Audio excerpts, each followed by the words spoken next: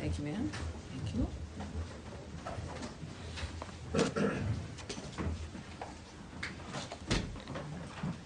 Hi, everyone. Hi. Welcome back. Appreciate you being here. Thank you.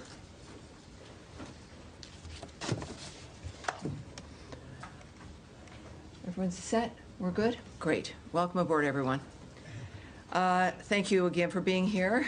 For generations, the Middle East has been dealing with the world's largest state sponsor of terrorism, with the attack on Israel on October 7th by Hamas, reminding us of what's at stake.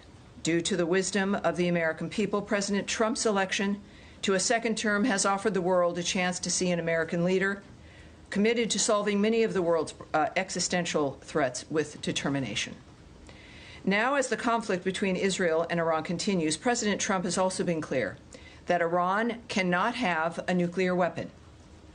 Secretary of State Marco Rubio has also stated that fact as he has traveled the world working to implement President Trump's vision of peace and security. That statement has also been uttered from this podium many times. The fact that Iran cannot have a nuclear weapon is clear. As the White House reminds us, since taking office, President Trump has clearly stated no fewer than a dozen times that Iran cannot be allowed to have a nuclear weapon, for anyone who's unclear on that fact.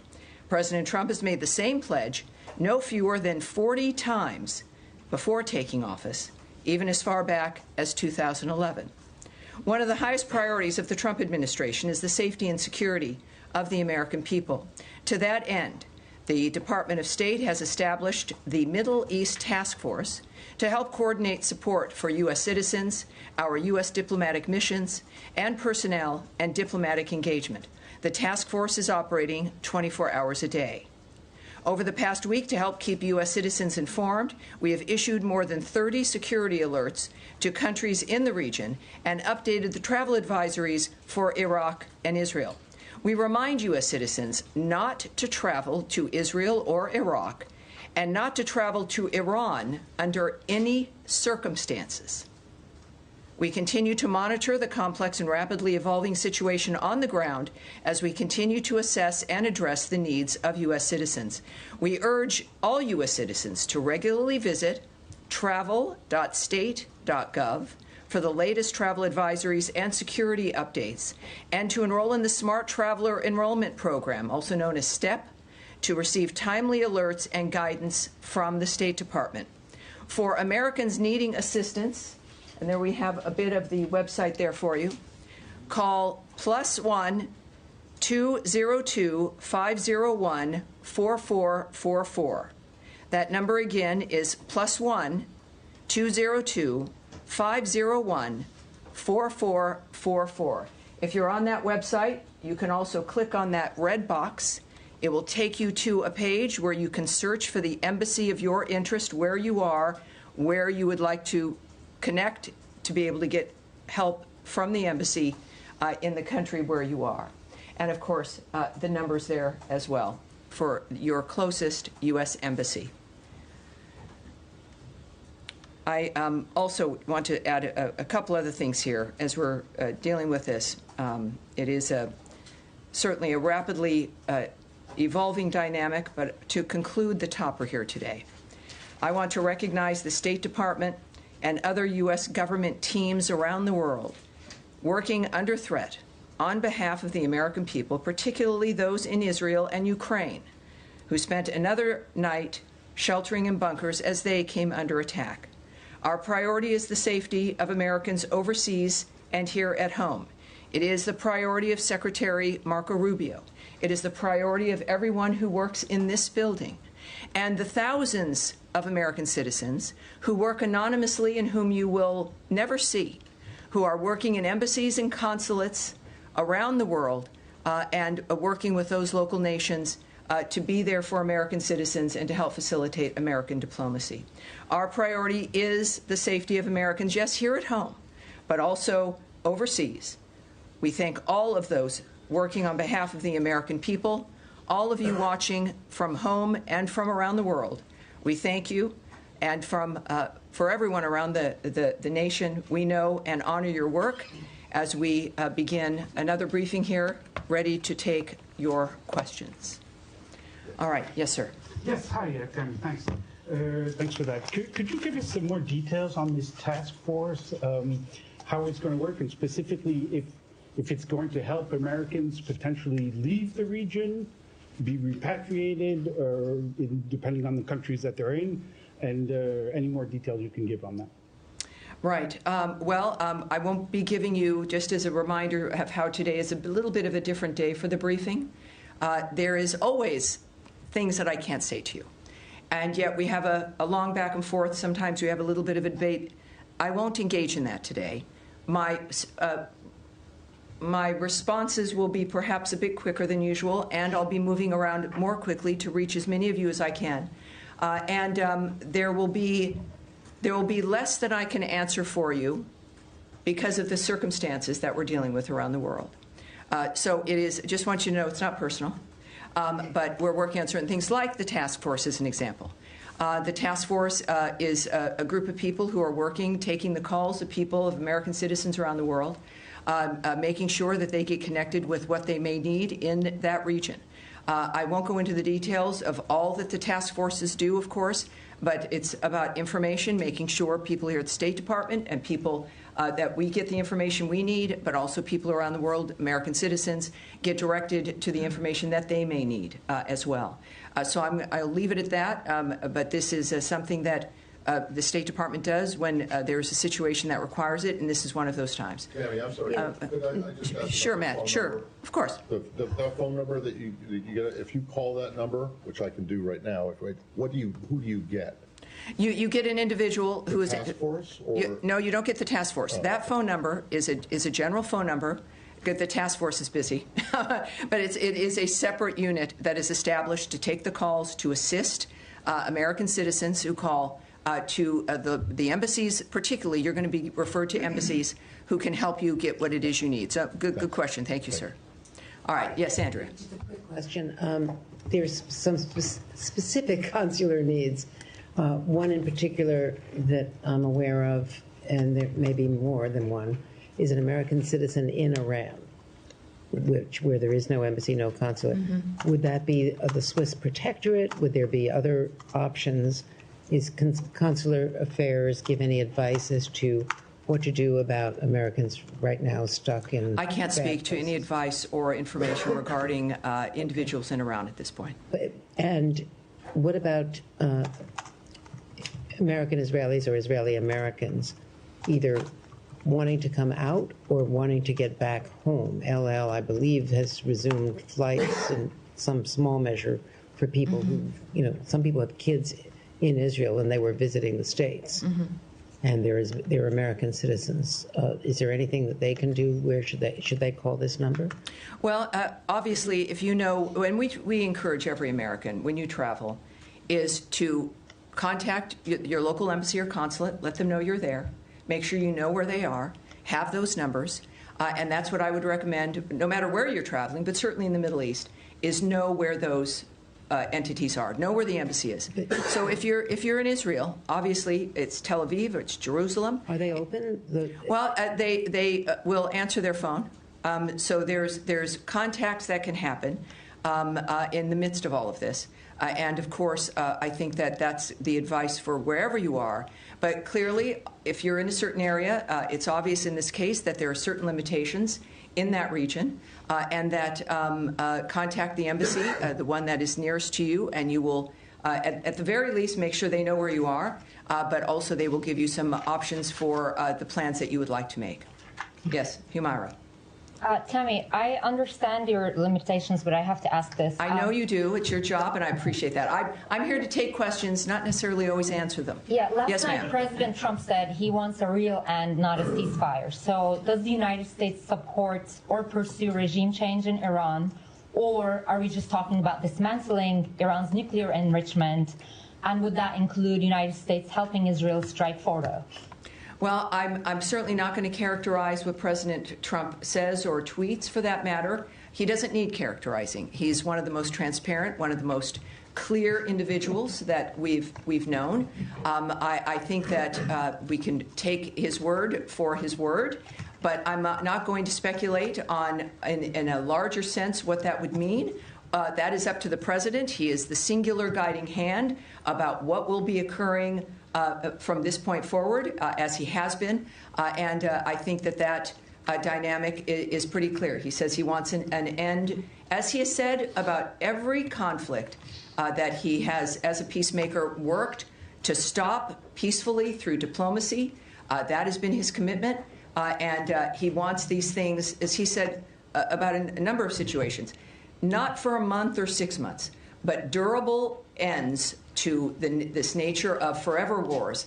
And that has been his posture, and that's his posture now. Okay, I have an easier follow-up. Yes, ma'am. How many people... I'll take a hard one, too. I'd say. How many people so far have contacted U.S. missions in Israel or elsewhere, American citizens, seeking help to depart the country that they're in the Middle East? Yes, I won't discuss those details or the numbers involved with the embassies. Are you guys planning to facilitate charter planes to get people out or military evacuation? I will not discuss what our plans are in that regard. Yes, ma'am. Just to follow up on that really quickly. Sure. Are you guys considering at all operations that would help Americans who want to leave the region from evacuating?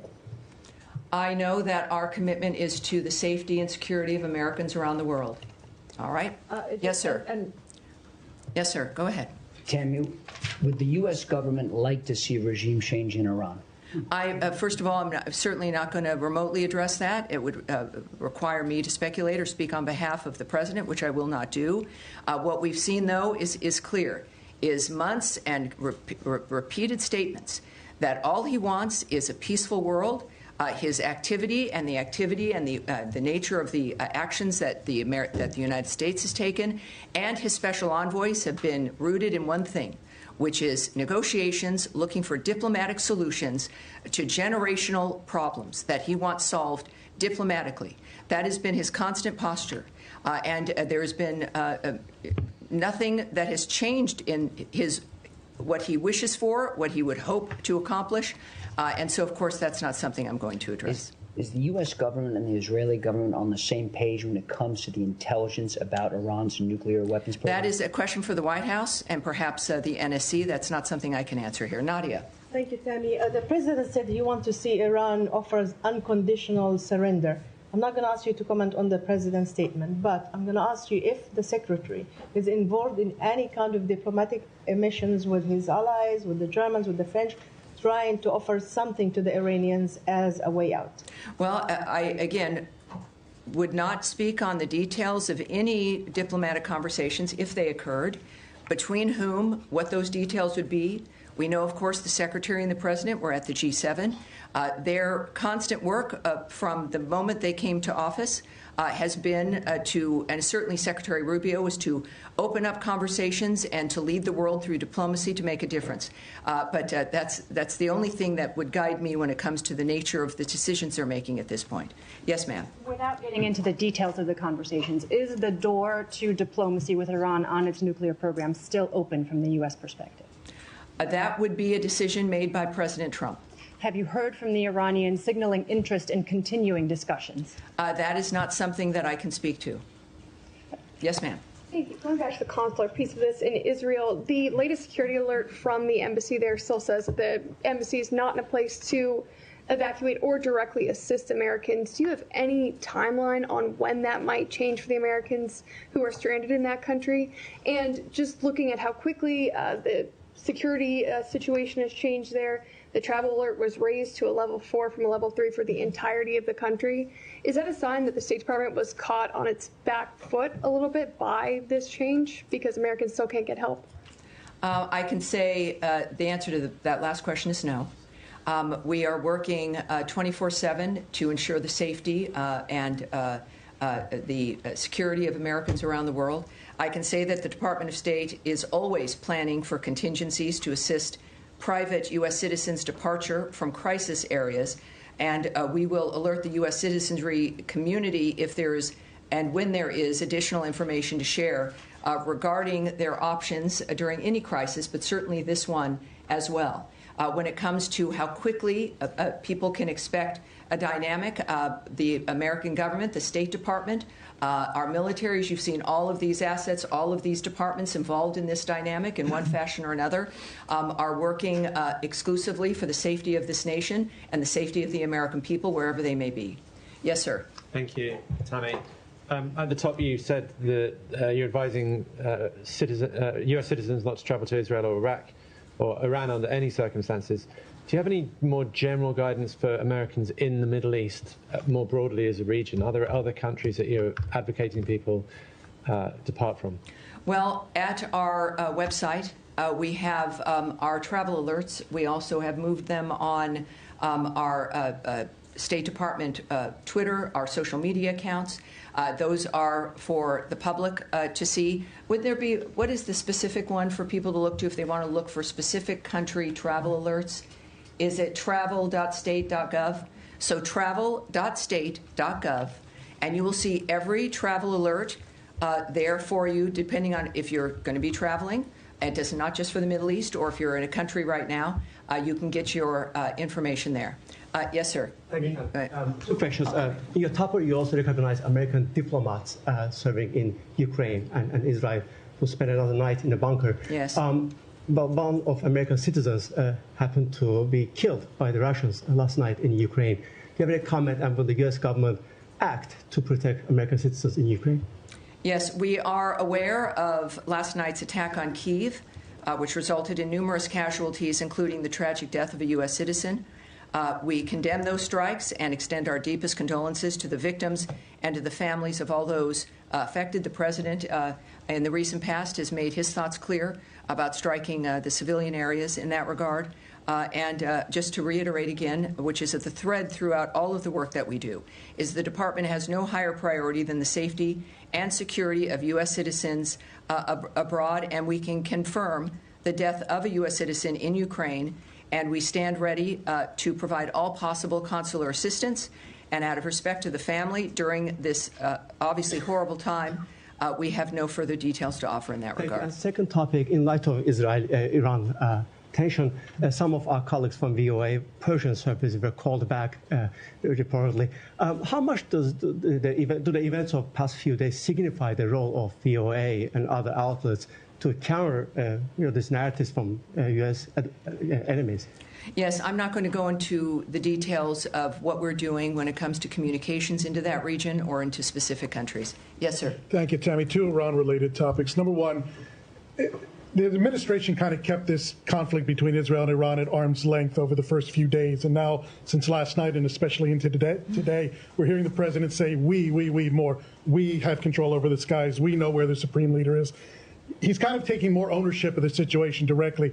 Is that feeling trickling down to this building as well? Is there more of an ownership of the situation in the State Department as well? Well, I again, can't characterize the feelings of the President of the United States. We know that he is our lead. We know that he is the guiding hand. We know that he is one of a few who know all the details, and he is clearly has a mission and an agenda that has involved diplomacy and changing the world for the better for people. In the meantime, of course, things change. Our experiences change. He's making comments that are a reflection of what what matters to him, and of course, what matters to the President matters to the State Department and every other department. I think that it is fair to say that his leadership and his re-election to the second term was because people here in the United States were tired of the status quo. And what the world has seen is a peacemaker and someone who can make a difference, and that's what they're looking forward to. Final question. Can I get in one more? One more. There's no special envoy for Iran. Several key locations in the Middle East don't have a confirmed ambassador. We speak often about the day-after situation in Gaza.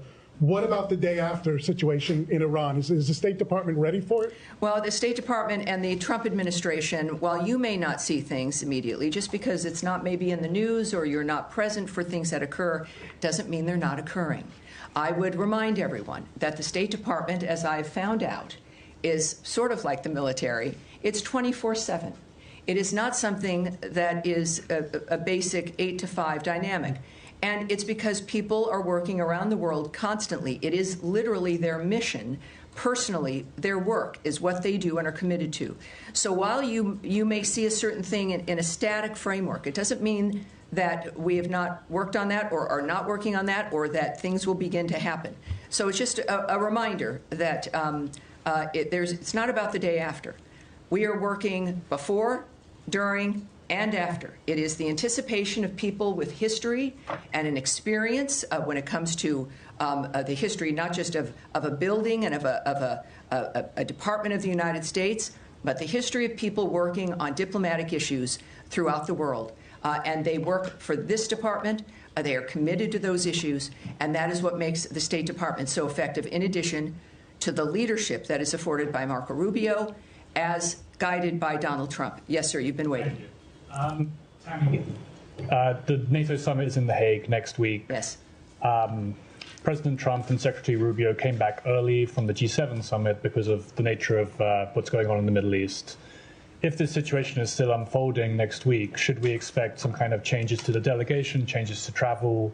Should we be anticipating that if the situation is still ongoing? You know, I can't tell you if anything will change. I know it has not so far.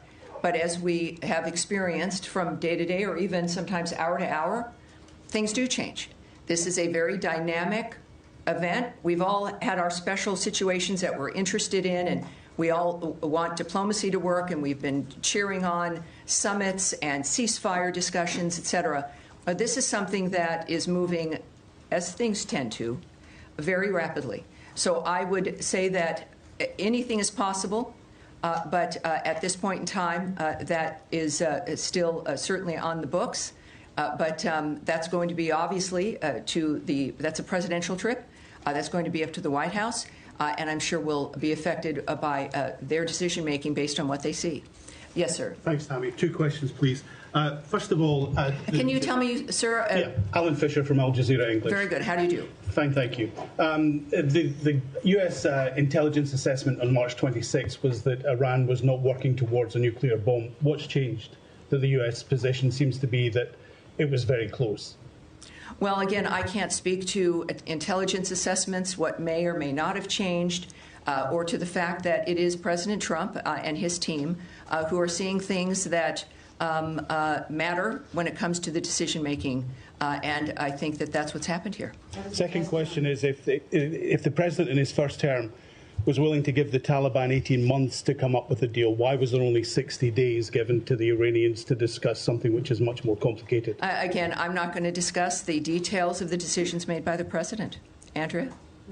I'm just saying that was Tulsi Gabbard's testimony in open session to the committees. Well, yes, and as I've noted, today is not that day. Next, yes? Yes, sir. Tie in the white shirt. Thank you. Is that you just suggesting that Andrea, we're moving on, please. Let's please be able to manage this. Sir, in the back there. Thank you, Tammy. My question is, the other week we were talking about the negotiations between Iran and the U.S., and the president was very optimistic about it. And now drastically everything has changed, and we are talking almost about a full-scale war between Israel and Iran. How do you name the procedure right now? Has the negotiations failed, or how can we name it? My second question will be, the Iranian state TV has been targeted by the Israeli Air Force. How do you see that? Do you see a state TV channel as a legitimate target? Well, you'd have to ask Israel about their decisions when it comes to the choices with what they strike and what they don't. And on your first question, which now is already, what was your first question? My first question, after all this, after these escalations, how do you name well, the I would say that you would look to the President of the United States for how he is characterizing what has occurred. And he is very open and transparent with that, and does it with his many conversations with the media and also on Truth Social. He is clearly accessible, certainly with his remarks, and he has said a number of things on social media that I think might answer your question.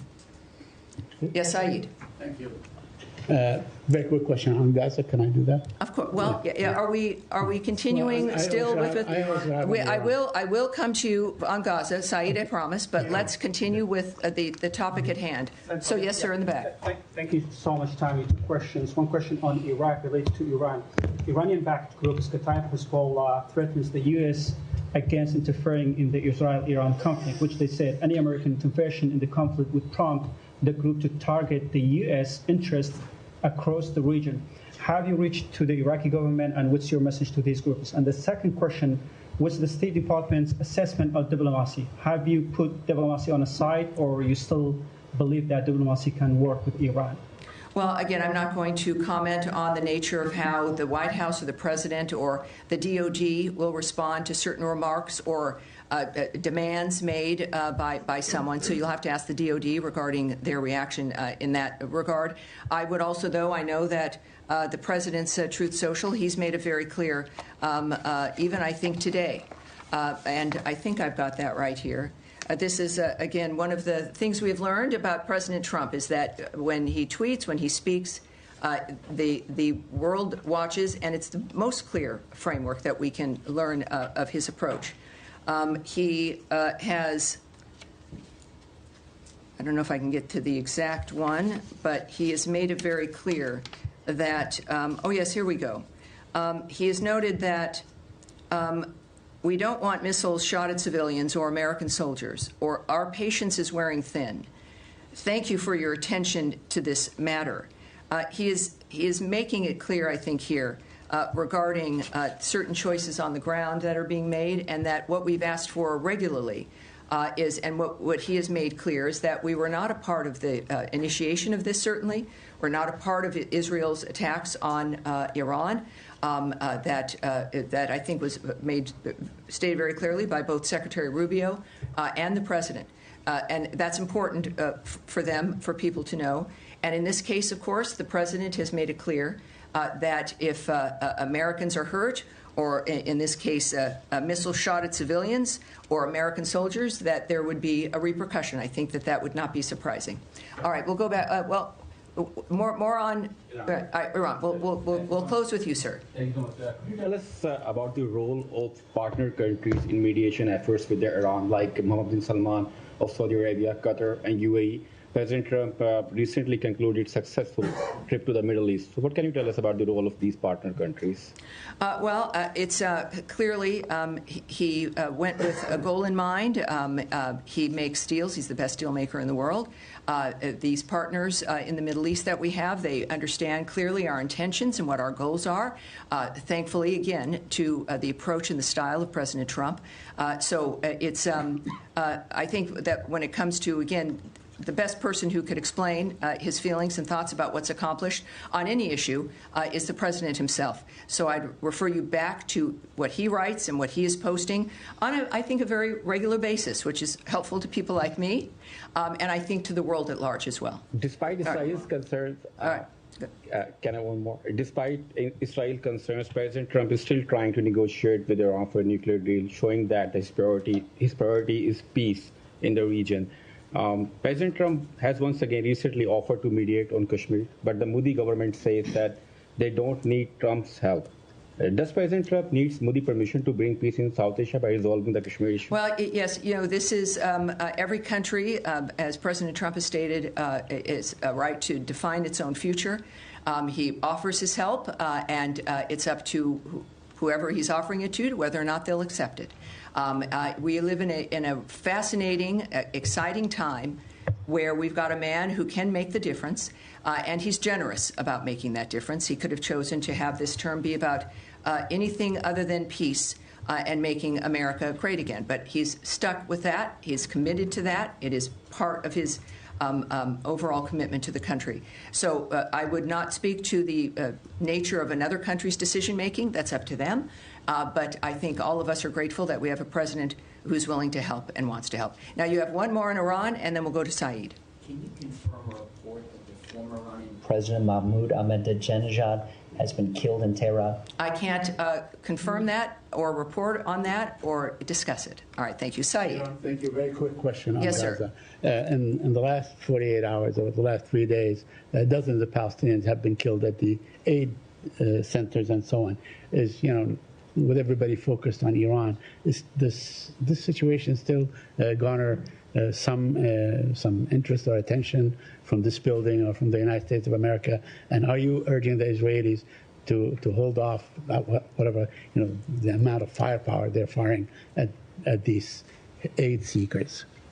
Well, we of course are always saddened to hear reports about any mass casualty situation or shootings. I don't know who isn't, no matter what the dynamic. The IDF has said a particular incident is under review, and that is helpful, and we'll see what their review comes up with. In the meantime, I think it is important also when it comes to the nature of the efforts to get aid and food to the Gazans. We now know, can report that the Gaza Humanitarian Foundation now is working at 4 distribution sites and has distributed nearly 26 million meals to date. So it is, again, a conversation about whether or not the State Department cares. Every day there's a demonstration. And when we think about the State Department, it's people. It's people who've committed their lives to a diplomatic life, to a life of foreign service, to a political life, to try to make the difference for the world. So we see that manifesting here. And as we also know with today's events and today's conversations, there's a reason why we need people like President Trump and the American commitment to peace abroad. All right? Yes, go ahead. Yeah, it's been reported over the weekend that the President yes. Would expand the travel ban to 36 other countries. A lot of them, from what I understand, are in Africa. There's already 19 countries that are affected by the travel ban to a different extent. Can you share any details, elements you have on this plan? I'm going to speak a little bit about it, not into the detail of what about the decision-making or the process in that regard, but we are, of course, committed to protecting our nation's citizens by upholding the highest standards of national security and public safety through our visa process in particular, as laid out in President Trump's Executive Order 14161, protecting the United States from foreign terrorists and other national security and public safety threats. The visa adjudication process has got to ensure that U.S.-bound foreign travelers do not pose a threat to the national security and public safety of the United States. That is, I think, a very low bar, and is a bar that every nation should be able to adopt.